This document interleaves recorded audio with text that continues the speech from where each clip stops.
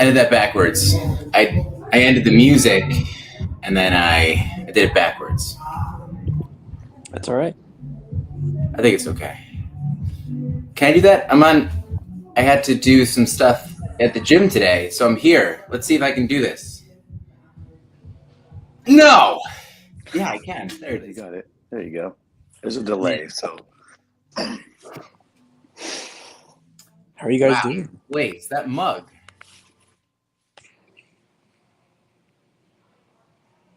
I like it. Thanks, man. that's You good. look like this is funny. Iron Man, but you look like Doctor Doom right now, just with the hood, not your face. You look beautiful. Oh, thank you. Well, Craig said Anakin Skywalker or Skylarker. I don't think that's the one. That's the adult one. What is Saturday bringing you guys? What do you guys? What's happening today? Well, that's what it looks like outside. Beautiful. Nice. I got a consulting project I have to work on, so just trying to keep the kids busy today so I can work. Tell us. What do you mean? Like, what is this consulting thing? Somebody sends me textbook chapters, and then I Good morning. edit them a little bit and put them through an AI bot, and then I make questions out of the content. Nice. Is this in your field? an enjoyable thing? It's all nursing stuff. Yeah, I enjoy it. I'm a big procrastinator, and so I should be doing. It's hard for me to just do like an hour here, an hour there. Usually, I just have to like do it all together, which is the hard part. Okay. Got it. I feel like I do some of my best work when my back's against the wall, though. So it's like, I don't know.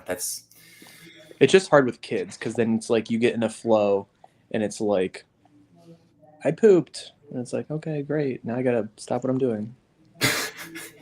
Well, congratulations. I mean, that's a great thing. Underwear, bathrooms, right? All these things. It's true. It's It's true. a good thing right now. It's happening? We've made some progress. Nice. Yeah. Let's Can I go. ask a question? Sure. Do you know what it feels like to not procrastinate? Because sometimes I wonder if I don't even know what it means to not procrastinate. Like you said that you always feel like you have your back against the wall.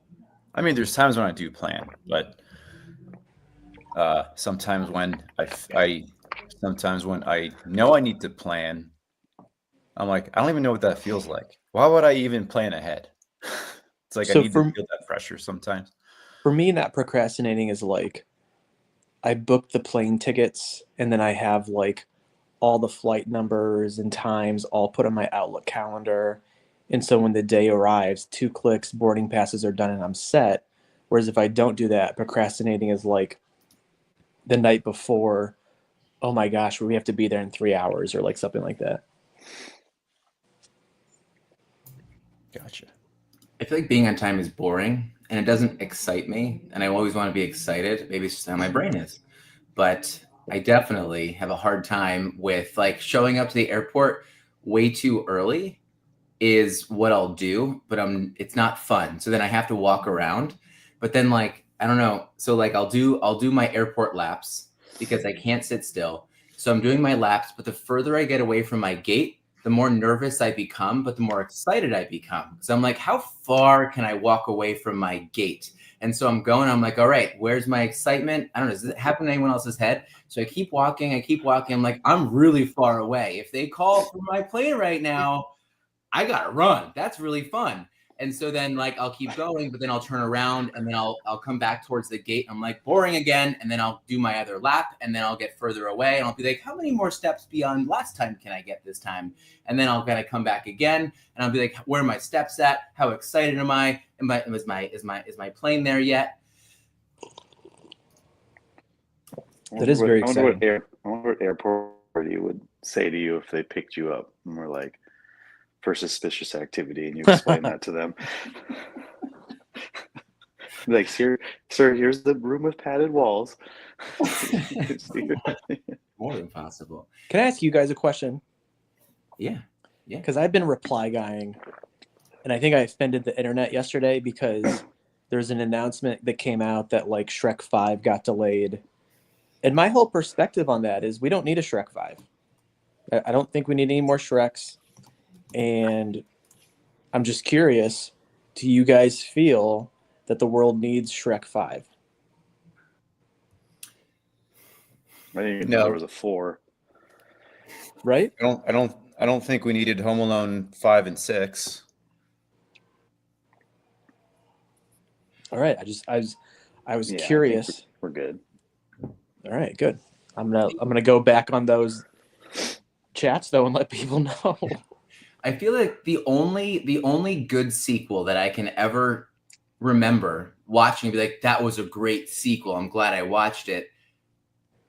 Maybe I don't remember others, but the only one was Spider-Man 2. Like, for some reason, that's the only one that I remember. And I was like, that was a great number 2.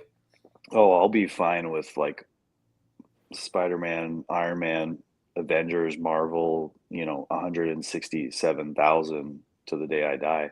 But yeah, everything else I'm good with. Wait, which movies, Dom? Any of them. Like any Marvel. You're talking about Oh, the Marvel yeah. movies? Just all of them. Just never stop. Just pump those bitches out every year. Well, because I can't wait for Fantastic Four this year, Thunderbolts, and then the new Captain America. Yeah, just keep them coming. I recently watched the Deadpool series with Kira, which I was kind of questioning my choice to do that. Whoa. I was excited at first, and then when you said your daughter's name, I was like, okay. Oh no, it was like I was like the whole time I was like, ooh, I think I'm breaking into new territory with my kid here, just with like the level of humor. But it did lead to like a deeper discussion into like the whole Marvel universe and how the superheroes are all connected. So, and I got to talk a little about Wolverine because Wolverine's my favorite. There you go. And then that led me to kind of going back through the movies. And a few months ago, I tried watching the very first X-Men. Did not age well, I don't think. It seems very slow motion. Oh, yeah. It was like everything. It was like before they really polished up what the stunts should look like in a superhero movie. Yeah. Question. I'd probably wait a few more years to show her that if I stop moving this. Who's clicking? Craig has trivia. I might be clicking around. Sorry. Craig has trivia. What is the only franchise? No Googling, he says. What's the only movie franchise where every movie has grossed $1 billion at the box office? Now, the billion makes me think it's obviously in the more recent movies. It's not Frozen. Marvel. It's Frozen. Twilight. Billion though? Twilight billion? Titanic. There was no Harry Titanic. Potter? Yes, Right, there was an so. animated musical Titanic, and it was terrible. Yeah, but that wasn't number 2, was it? Oh, Avatar. Good one. Maybe. There's only 2 avatars though right now. That's probably the trick of the question. Pirates. Oh, Pirates of the Caribbean? Interesting. Hold on, you So have to just say 3 it of the them, way right? that it's typed. Pirates of the Caribbean! That's great. That's really cool. I didn't realize. I love those movies. Those were a good watch. I don't think I saw the third one.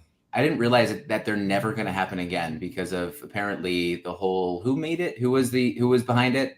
Johnny Depp. Yeah, but was it Disney? Yeah. So Disney and Johnny Depp, I think, like aren't friends anymore. Something that they ended up doing with, I don't know if it was a contract thing or whatever it was, or it may have dealt with the recent lawsuit with Amber Heard.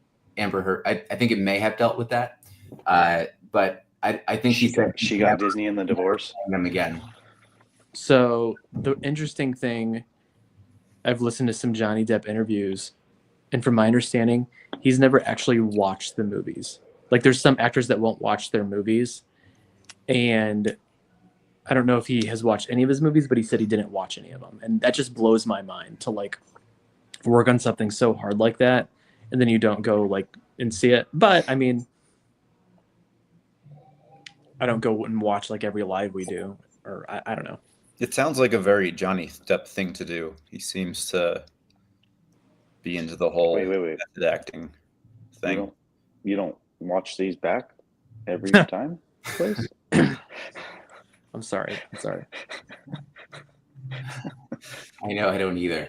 I'm just like, something happened. But I also feel as if with a movie, I feel like he probably put so much effort into it, but then it doesn't matter what he did because there's someone that's going to be cutting things out or changing it anyway. It must be a weird thing with like green screens too, to see it's like, okay, like I knew I was acting, and at some point you're like, okay, this looks all fake now. And that's, yeah, I think being on set and then seeing kind of what they do, the finished product, be like, okay, well, I know I did good. So there's been a few actors that have kind of railed against that, like Ian McKellen, the guy who played Gandalf and Magneto. Mm. Yeah. Like he's like a stage trained actor. And I remember once one of a quote he said was like after a session where he was acting for, I don't know, hours, he kind of broke down in tears because it was literally just him and a green screen.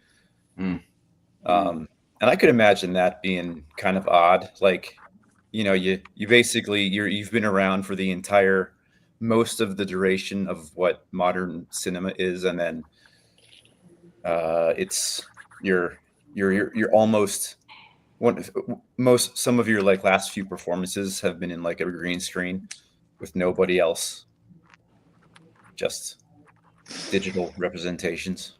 Mm-hmm. I could see how it'd be hard. I have one thing. I want to make sure we bring up the reading for today. All about, is it mentors? Is that what it was about? Right? Role models. Role models. Which also was a great movie. I had a good time with it. So we recently showed Clueless to our girls. Are we gonna start a movie podcast next week? I still can't believe your 3-year-old watched Clueless. I know. I'm trying to think of like the adult themes in that. I think there's like drug activity, a little bit of sex. There's a lot of sexual references. It's definitely dating and sexual tension, like for sure. It's not my 3-year-old I care about, because like she doesn't really know. It's more my 8-year-old that's like, she watched it, and it wasn't really my decision, but I also wasn't like completely against it. Because I'm very open to having those conversations. If Sloan were to ask something, I'd be like, okay, let's definitely talk about this. And I think that would be a good conversation at some point too. But we had a friend sleepover last night, and then this morning they got up, and I guess someone mentioned Clueless, and they were watching some kids show. And then like, okay, no, why don't we turn this off and watch Clueless? I was like, okay, wait a second. Let's make sure we ask your parents if you can actually watch it. And I think Lauren was also like, yeah, let's make sure that we ask her parents. And then her parents ended up saying no. So there's a little bit in my head, like, if they're judging us for having shown it, and then be like, what? I think the other mom had said, let me watch it first, and then I'll make a decision if they can watch it. I'm like, well, once you watch it and you see it and you think about what your kid's gonna think, you're gonna say no. So your immediate response was like, you swear you've never seen the movie Clueless? Lauren was the one poll. But yeah, no, it is. It's like when you said Deadpool, I was like, I don't know. I feel like I'd rather watch some fake shooting through the head, some fake death, than some of these other things that are really going on. But it was really cute to watch my 3-year-old say all the quotes from Clueless. That was really fun. But Clueless, probably not age appropriate. So, I mean, bringing back to the reading and like role modeling, I could see that like going two ways. Is like, no, I think you weren't like, you didn't turn the movie on and were like, okay, here's Clueless, and walk away, but you sat and watched it with them. Mm-hmm. And I think that's really, because there's a lot of the times where I'm like turning movies on for my kids and walking away, and I think that's a great thing to think about, is maybe some of these movies that they might want to watch. Because I remember I turned Hunger Games on and walked away, and then And then I hear this crying. Did you what number Hunger Games did you leave on? Two seemed to be nightmare fuel for my girls. One was okay. The first one. I'd never seen it either, and I just remember people talking about it, and I thought it was like, my daughter's 8. I thought she'd like this action adventure, and then when they start, like, I guess actually like unaliving each other, that it was. I didn't know they actually did that in the movie, so I thought they just talked about it. So this happened to me recently. I think I posted this. I don't know what I was thinking. I think I was just like in a moment of like needing to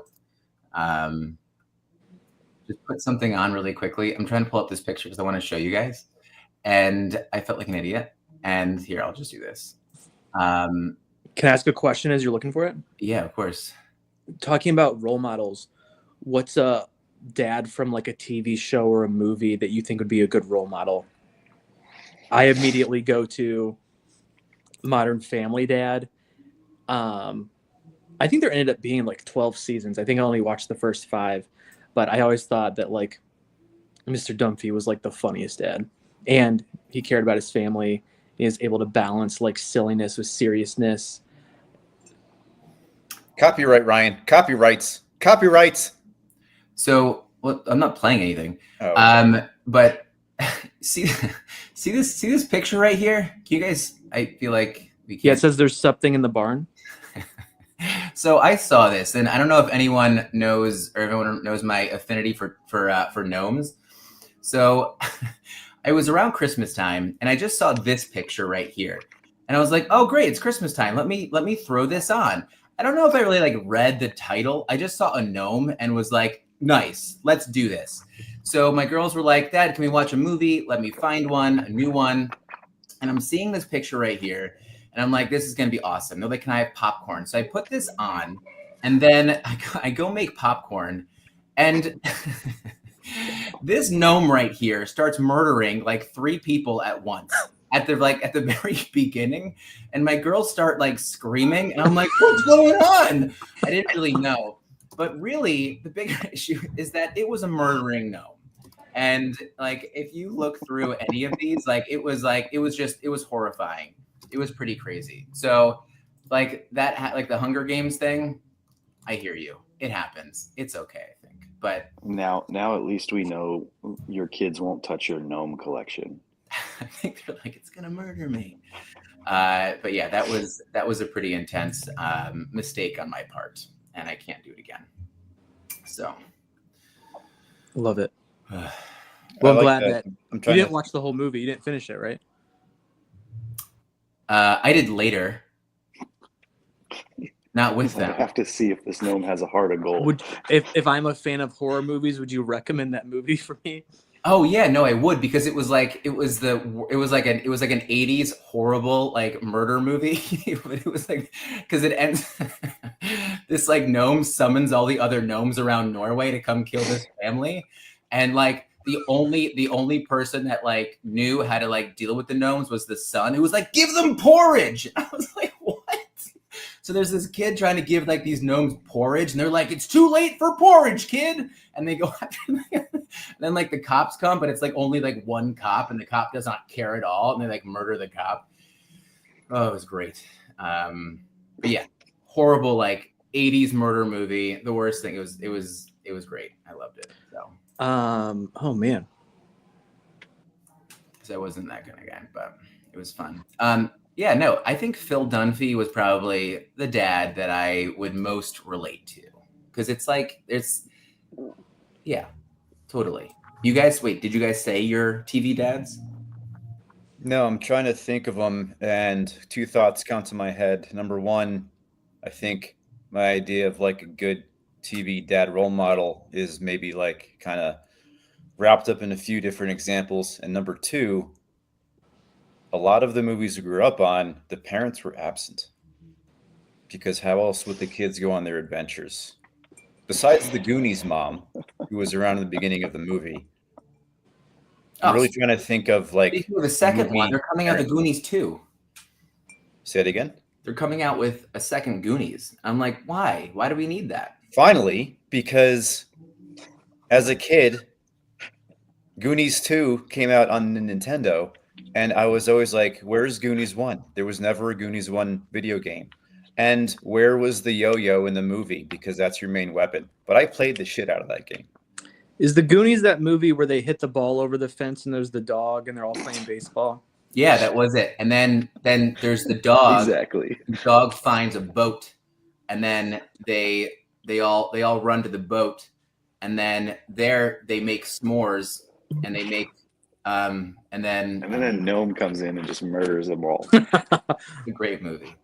Actually, Blaze, you so when I was trying to think of dads, actually one of them that popped up in my head was I know Dennis Leary played the stepfather in The Sandlot, but there was something about the way he played that role that I admired.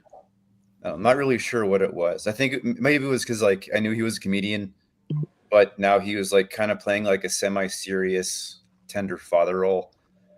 I think that's like one of the ones. Something in there I connected with. I don't know what it was, but was he even a name then? Though I feel like you were young. You didn't even know who Dennis Leary was then. It was like around the time I was like getting aware of comedians because he was the main bad guy in Demolition Man. What about the opposite though? Who are some terrible TV or movie dads? The one that I think about is Angels in the Outfield, because that dad told his son if the Angels win a pennant, he's going to come back and take him back home with him. And then the Angels won a pennant and he didn't come back. And it just was really messed up. But Danny Glover still adopted them and it was great. But you shouldn't lie to your kids.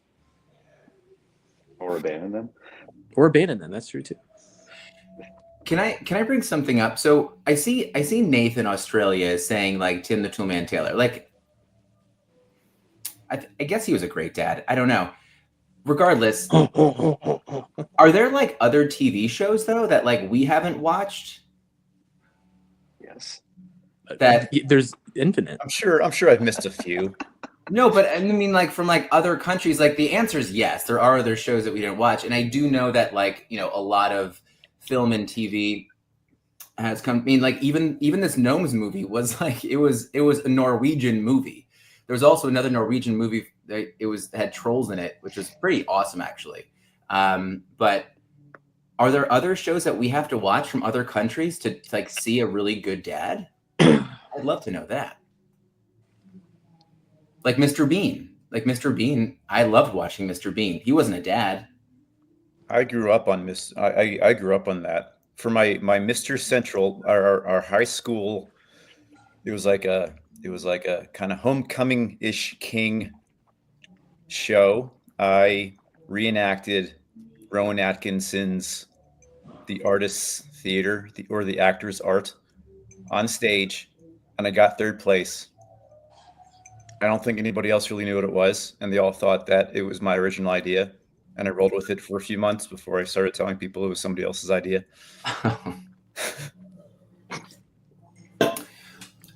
Hey, with 5 minutes left, was there anyone that was a role model in your guys' life? I know I can name 2, maybe 3 that I can think back on my childhood that weren't like my parents or someone that was like, you know, a biological role model.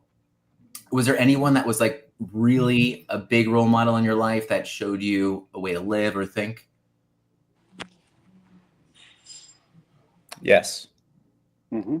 In fact, the one thing I wrote down today about the reading, because I have thought about this before, more of a question for you guys, an addendum to Ryan's question. I feel like in most of my male relationships, there is a mentorship in there. And I think that's how I pick my friends. Wait, you okay? Okay. You okay? I'm nervous. Yeah. I think one way that I pick my friends or choose the people that I surround myself with is what can they teach me?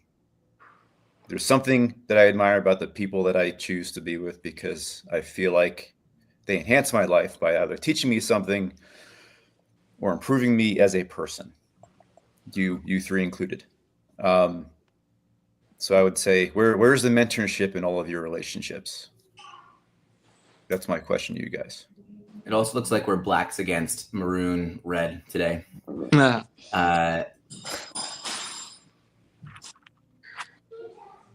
fight someone, Dom? Yeah, Jason. You said blacks against Oh, reds. that was good. That was good, man. That was good. I didn't. That's awesome. You layered things on there. Mentorship. Where's the mentorship in the relationships that you choose to fill your time with? For me, I feel like I think that's one of my guiding principles in choosing the people in my life is what can they teach me? Well, do me a favor. Let's come back to the dad life with kids for a second. So put yourself as a kid, if you could. If that's what we were thinking about, was there anyone like in your childhood that was doing that for you instead of like your adult life right now? I'm sure there was. Yeah. Okay. I think I know I think about this often. There's another family that I was always really close with because I would just hang out with. I was at their house a lot. And there were a lot of things that I picked up from them. And I think about that often now in my life. Like when is that opportunity for me? And I'm always thinking, like if Sloan has, or like either of my girls have someone sleep over, how can I step in, and be able to give them that type of mentorship or love or, unconditional acceptance that family and those parents ended up giving me. And so I'm kind of like, I'm excited for that moment. And I think about that often. And I always love to, I don't know, is there like a kid in your lives right now that you've like stepped into, like not be a father, obviously, but like be a really good, like, help for in some kind of way? I think that's 150 kids every day. Yeah. As like a teacher, right? I mean, from the same perspective, like I think about all my nursing students in the college that I teach at, it's like very like non-traditional. And so like a lot of the students have their own families and kids. And so I'm always trying, as a father of little ones, I'm always trying to appreciate that perspective. And so we just had orientation last week and trying to remember some of those key pieces that might help them along their journey, I think feeds into that some. But as like an individual, like I don't think I could pinpoint anybody outside my own kids that like I've taken under my wing or anything like that. Yeah, me too. Same thing. For me, it's just my kids right now. But something to think about. Yeah. We also, I guess Ryan had an appointment on the top of the hour, so he just ran away, dropped the question and ran away. I think if I'm thinking outside my kids, I think maybe a thought that I've had kind of come into my head sometimes is like when we have kids over, sometimes I wonder what differences they notice between what we're like, how we kind of run our day versus how their family runs their day. Nothing good or bad, just I wonder if, because I think that's something that I remember thinking of, like if I were to go to a sleepover, I remember noticing I remember enjoying like the house layouts, like different house layouts, but I remember like, oh, these people eat breakfast now, or like, oh, weird, we're going to church at 9 o'clock at night. I didn't know we were doing that. Like family differences. Oh yeah, I remember. This family has cereal in boxes. All my cereal comes in bags. Or I always thought it was interesting, like the different smells of people's houses. Like if they had a dog, if they cooked in the kitchen a lot. I don't know. But top of the hour. Anybody last thoughts? Who are you going to mentor today? And who is going to mentor you? Well, you guys are mentoring me, and I'm going to go mentor my son into using the potty. Yes, sir. Everybody have a good day. It is my father-in-law's birthday, so we're going to go celebrate him. Oh, it's great. He's one of my mentors. Love that guy. Love that. What's his name? Bob. Happy birthday, Bob. Happy birthday. All right. Have a good day, guys. Hearts of Hey, guys. gratitude, See you, mugs of chat. coffee. Stay well.